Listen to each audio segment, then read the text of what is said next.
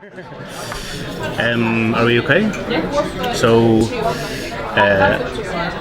Mark Cousins. How do you start it? If I'm not adjusting the camera, how do I introduce you? Maybe I'll just introduce you with titles and then we'll just fade into it. Yeah, but she also wears heels a lot. Yeah, as you wish. Yeah. You could probably use that. Do you want to be all modernist? Yeah. Goddardian, how do you introduce? Yeah, might do.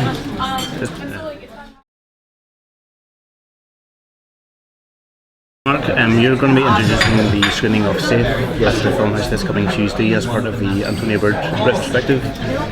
You're building the programme as a collaborator with Antonia Bird. Could you tell us a little bit about how you met and your relationship with her? Yes, when I was in my 20s, I lived near here. I was the director of the Edinburgh Film Festival, which was based in this building where I am in Filmhouse. A videotape came VHS, and it said Safe on it. And I put it in my recording machine at home and I watched it, and an hour later I was weeping. Sure. When you're a director of a festival, you watch loads of films. Yeah. Most of them are not very good.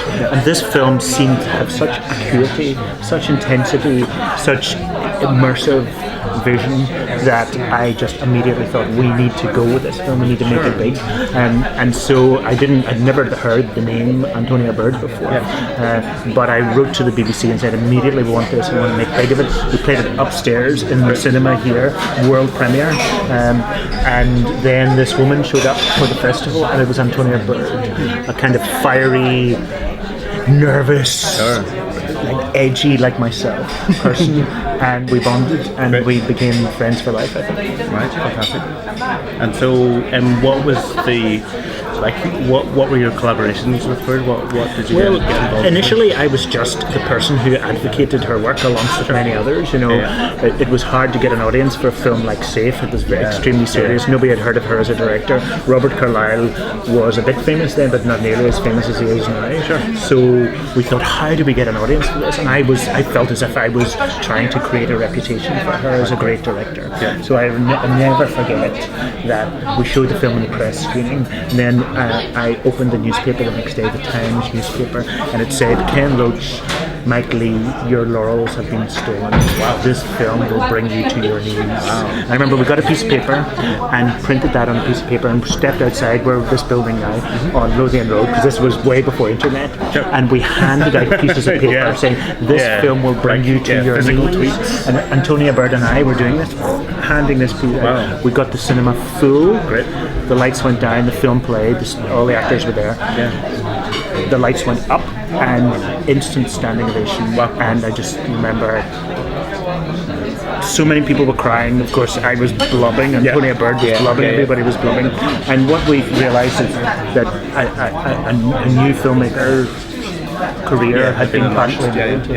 And as a result of that, Antonia trusted me a bit, and so she made more films. I stayed in the film festival world, then became a filmmaker. We set up a production company, Four-Way Pictures, with Antonia Bird, Irvin Welsh, Robert Carlyle and myself, sort of a weird foursome, a gruesome foursome, you could say.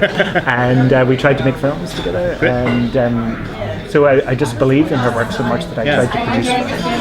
Sure. So was this her first work outside of television? Was this her first feature? Yeah, she did theatre and TV dramas, series, etc. This was one of her first standalone pieces. It was considered TV, and yet I just thought it was deeply cinematic, because for me in those days it was really important. This was Thatcher. This was a time of, in French cinema, the cinema du luxe, the glossy cinema, and lots of people thought that cinema meant gloss. It meant widescreen. It meant big epic storytelling. And for me, cinema was something else. It was about the human face and the honesty of emotion, that kind of directness of feeling that you get in the great French pictures of Bresson and Romer, and so that's, even though a lot of people didn't think of it as cinema, when they saw it on the big screen, they realised it was great cinema. And so what was the film's journey after that first screening? Well, because it was made for TV and contracted for TV, it mostly had a TV life. It played on TV, and of course the reviews on the TV screen were superb, and it won prizes. It won a prize here, and it won prizes wherever it showed. But it played in very, very limited times on the big screen, and then it became buried and slightly forgotten for contractual reasons and other reasons. So it was unshowable for a very long time. And the screening that we're having here is the first screening of the big screen, except for some London screenings, in a very long time. And that's the problem. Sometimes if work is intended from one medium, it finds it hard to transfer to another medium. But great films are often forgotten. There are loads of examples of that, and this was one. Everybody now who sees it becomes an advocate for it and thinks, you need to see this film. There's a kind of gang of us who love this film, and you're now part of this gang, and that's great. You've described it as the greatest British film made about homelessness. Would you like to expand on that? Yeah, I mean, there have been some very famous and really great films made about homelessness in the UK, most famously, of course, Cathy Come Home, which was a kind of founding text. It was a kind of Bible in a way, I would say, and not in any way trying to steal the thunder from Cathy Come Home. Cathy Come Home, as you know, is a kind of, it's about entry into the world of homelessness. How do you become homeless? Safe was the kind of Cathy Come Home for my generation. Those of us who didn't see Cathy Come Home when it first came out, and there's a crucial structural difference between the two, where Cathy Come Home tries to take the audience from outside the problem world into the problem world. Safe starts already in that world. It's more immersive. You're already drowning, as it were, and therefore that's just a different type of experience. It's in some ways you could say it's a lesser piece than Cathy Come Home, because there's less of a story arc, less of a progress, as you could say. However, Safe, because it's already in there, has more time for detail and texture of what it's really like, and that's why I think it's even more valuable than Cathy Come Home, because it's more of a detailed portrait of the agonies of not having a proper home. How important is it to you that more people see this film? I want people to see this film for a number of reasons. Frankly, quite a simple reason, nothing to do with its content or its social justice message. It is that Antonia Bird was a great filmmaker. I'm a passionate feminist. I absolutely am furious at the way that women filmmakers are forgotten in some ways. Antonia Bird won loads of awards and got lots of BAFTAs, and yet she hasn't been remembered the way some male filmmakers have been remembered. So there's a process of forgetting that happens for a female director in a way that doesn't happen, I think, in the same way for a male director, partly because we don't expect them to be there in the first place, so therefore they're forgotten. So I want people to see this film to show to see Antonia Bird at her very best. And then there's a content and the message of the film, as it were, which is at least as relevant now as it was then. If you do something extremely honest and specific, then it doesn't date, as it were. And I don't think this film is dated very much, and so I want people to see that for a cinema reason and a life reason. Good.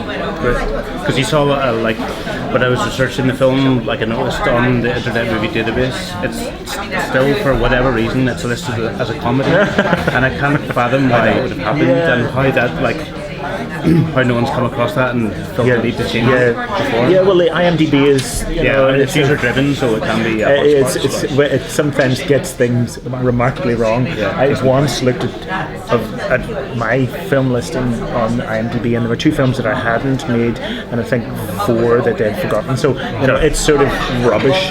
And when a film hasn't been seen for a long time, then you can write anything on the internet about it, and it's not correctable. So that's another reason. There's the joy of discovery. If something doesn't have a reputation, and then you put it up and you can see how great a piece of work it is, then all of us can have the joy of of discovery and realizing that we are the kind of heritage, the lineage, the kind of greatness of the work that has been done, so young filmmakers can see this work and benefit from it. Yeah. So it's being shown as part of the Antonia Bird retrospective. Yes. Could you? Are there any other films in that series in particular which would be of interest to someone with an interest in social justice per se? Antonia Bird was probably one of the most passionate, most committed filmmakers to social justice issues in the UK in the last few generations. She was often ahead in the time, the choices of film, of subjects that she made, not only homelessness, but her great, complicated film about the relationship between homosexuality and the Catholic Church, and then she made an extraordinary film about sexual abuse and the care system. The film is called Care, and it won so many awards. It's the central performance in this film is often thought of as one of the great performances of the last generation. We're showing it in the retrospective as well. And anybody who's interested in the care system, in how the state relates to children, in child protection issues, etc.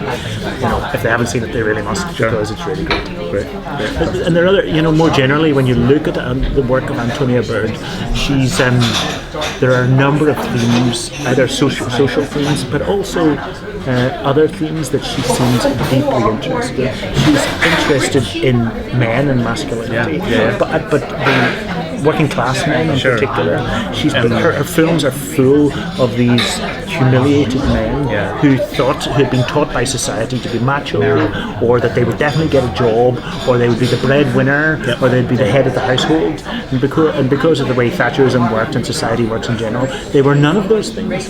They were ordinary human beings who were disappointed in themselves and slightly angry that they couldn't live up to the stereotypes, the heroic ideal of what a man is. Again and again through her work we've got these men, and it's deeply moving to see that. She could have, as a passionate feminist, only focused her energy on women, but she spent time looking at these men and caring about them. There's massive empathy for them, and again she uses close-ups a lot. She uses the great actor Robert Carlyle as a kind of emblem of that kind of man, and it's ridiculously moving to see a whole career where this theme goes through it like a leitmotif. What impressed me about Safe was she wasn't afraid to show the people warts and all. It was like she wasn't demonising them, but she wasn't afraid to show them like taking drugs or self-harming or like being physically abusive. And it was quite brave to put that out there. Can't we detect something that is too propagandistic? You can see it as a viewer. You can see if something is too simplified. Antonia worked with great writers. That's another thing. This film was written by a great guy, Al Hunter Ashton. It was a great screenplay, and that really helped. But then also the actors on Safe.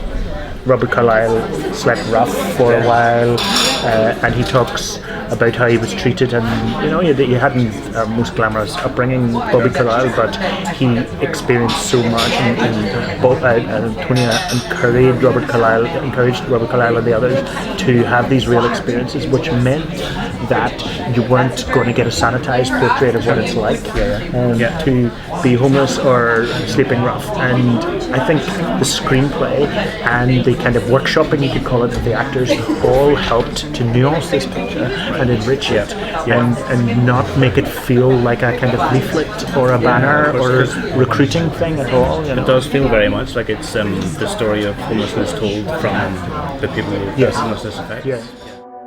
I remember us getting together, talking about this thing, and not actually sitting around a table, but not reading it, just talking about it, which again was different, for me, because generally it was always about the words, and suddenly it was the words are maybe not that important. The words will become important, but you need to understand what this thing is about first. Then she brought in not so much actors necessarily, but people who were interested in acting. And what was important for Antonia was people who understood homelessness And what was even better for Antonia is if they actually were or had been, in fact, homeless. So suddenly, we went to this rehearsal room somewhere in London, I can't remember where it was, and it was suddenly filled with kids, basically, that had been through some pretty bad stuff in their life, you know. So we set up these improvisations. She would say, well, this is Robert, he's playing Nosty, he's this guy, that's what he's like, and this is how you feel about him, and blah, blah. Off you go. And of course, these kids would just go, just run all over me, you know. So I'm trying kind of shouting at them and being angry and swearing and stuff like that. Like, oh, they don't care, they don't care. They've seen a lot tougher than me, you know. So... That was one of the things that Antonia Bird was really interested in, the point of view. Whose point of view is it here? And it was, she tried never to make it from the top-down point of view. You know, she always thought, I remember sitting with her with screenplays and she would just say, how do we get into this person's point of view? How do we see the world through their eyes? And it's a really good question. And not all art needs to be like that, but if you decide to do that, then really do. Sure. And don't really be tokenistic. Really go for it. So just one final question. You're perhaps most famous these days for the Odyssey, the story of film, history of innovation in cinema. Thinking on that, can you think of any other examples of representation of homelessness from around the world? Yeah, I mean, homelessness has been one of the great themes in social cinema. There are really good films from South America, for example. There are really good films in Africa, from Middle East. Lots and lots of good films. In particular, there's a film that I would love to mention. It's called Dokoi Songs from the Bottom, I think is the English title. It's a Japanese film made in 1975. It runs for slightly over 2 hours. It's a documentary. It was all filmed in one place called Dokoi, which I think that's the name of the place, which is a square kilometre in a Japanese city. I think it's Tokyo, I might be wrong. But the filmmaker Ogawa and his team slept rough and in what they call doss houses, etc., for several years making this film. And so they followed a bunch of people who were living in extremely limited circumstances. The film's a masterpiece. A number of the real people die during the making of the film, and we see all that happening. And it's one of the most committed and intense social films ever, regardless of the particular subset, which is the homelessness issue. And the subtitle of the film, Songs from the Bottom, indicates that what it tries to do, it tries to sort of almost make a song of each life that we meet. And so it's got a slightly musical or symphonic quality to it.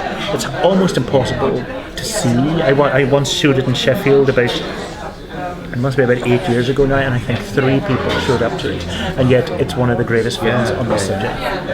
Great. Yeah, and that's a really interesting paradox of, well, not paradox, but contradiction of like a musical, but dealing with hard-hitting things.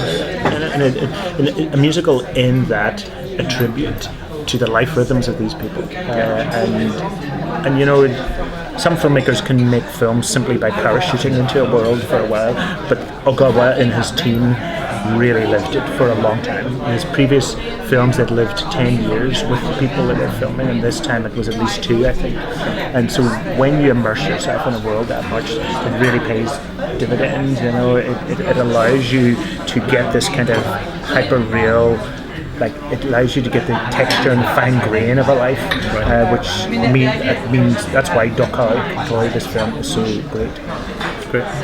Well, Mark, thanks very much for your time. Pleasure. Thank you.